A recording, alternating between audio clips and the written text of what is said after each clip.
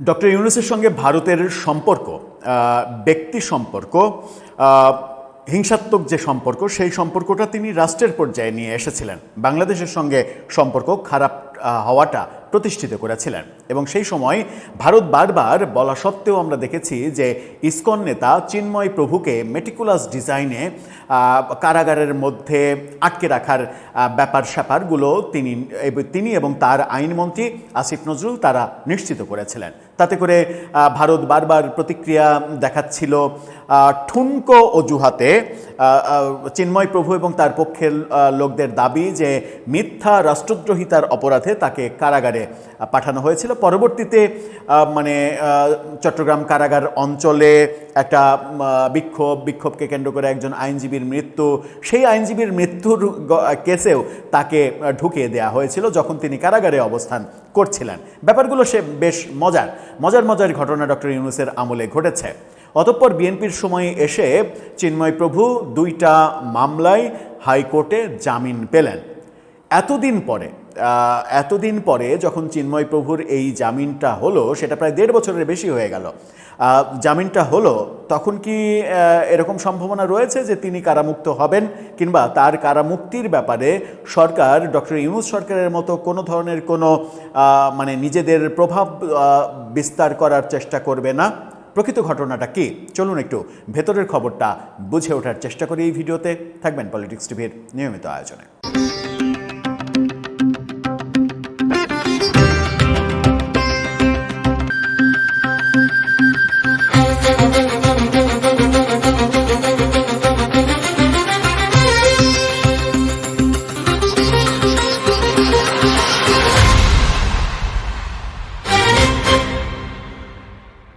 দর্শক, বলছিলাম ইসকন নেতা চিন্ময় প্রভু অবশেষে 2 মামলায় হাইকোর্টে জামিন পেয়েছেন। এই জামিন তাকে মুক্ত করতে পারবে কিনা কারাগারের থেকে, সেই ব্যাপারে নিশ্চয়তা দেয়া যাচ্ছে না। গণমাধ্যমের শিরোনামটা দেখে নিন। গণমাধ্যম বেশ ফলাও করে এটা প্রচার করছে। এখানে বলা হচ্ছে 2 মামলায় জামিন পেলেন চিন্ময় কৃষ্ণ দাস। এই খবর যখন বলা হচ্ছে তখন বলা হচ্ছে যে বাংলাদেশ সম্মিলিত সনাতনী জাগরণ জোটের মুখপাত্র চিন্ময় কৃষ্ণ দাস 2 মামলায় জামিন পেয়েছেন। বিচারপতি কে এম জাহিদ সরোয়ার ও বিচারপতি শেখ আবু তাহেরের হাইকোর্ট বেঞ্চ এই আদেশ দিয়েছেন। আদালতে চিন্ময় কৃষ্ণ দাসের পক্ষে ছিলেন অপূর্ব কুমার ভট্টাচার্য আইনজীবী হিসেবে। এর আগে ভাঙচুরের 2 মামলায় চিন্ময় কৃষ্ণ দাসকে কেন জামিন দেয়া হবে না তা জানতে চেয়ে রুল জারি করেছিলেন হাইকোর্ট। 2024 সালের 31 অক্টোবর চট্টগ্রাম নগরের চানগাঁও মোহরা ওয়ার্ড বিএনপির সাধারণ সম্পাদক ফিরোজ খান বাদী হয়ে কোতোয়ালি থানায় চিন্ময় কৃষ্ণ দাস সহ 19 জনের বিরুদ্ধে রাষ্ট্রদ্রোহ অভিযোগ করেন। এই মামলায় চিন্ময় সহ কয়েকজনকে গ্রেপ্তার করা হয়। মামলাটা অবশ্য বিএনপি নেতা করেছিলেন। এদিকে রাষ্ট্রদ্রোহ মামলায় গ্রেপ্তার চিন্ময় দাসের জামিন নামঞ্জুর হলে তার অনুসারীদের হট্টগোলের প্রেক্ষাপটে গত বছরের 26 নভেম্বর চট্টগ্রাম আদালত প্রাঙ্গণে সংঘর্ষ হয়। এ সময় আইনজীবী সাইফুল ইসলাম নিহত হন। এতে জড়িত থাকার অভিযোগে প্রায় 2 ডজন আসামিকে গ্রেপ্তার করা হয়েছিল।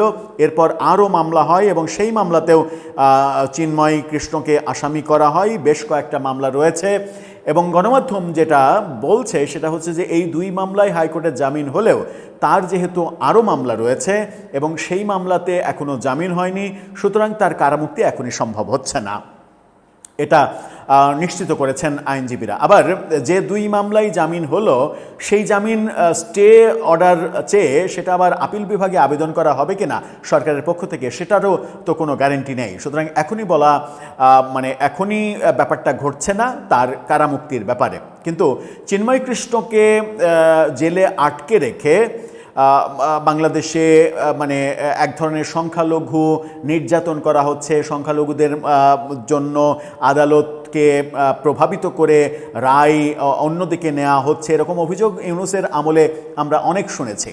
আমরা আশা করব যে সেরকম অভিযোগ এই সময়ে হবে না। যদিও তার নামে যে রাষ্ট্রদ্রোহিতার মামলা, যেটা অনেক দিন থেকেই শোনা যাচ্ছে যে এই মামলাটা মূলত মিথ্যা মামলা, কারণ এই পতাকা অবমাননার মামলা করা হয়েছে মূলত।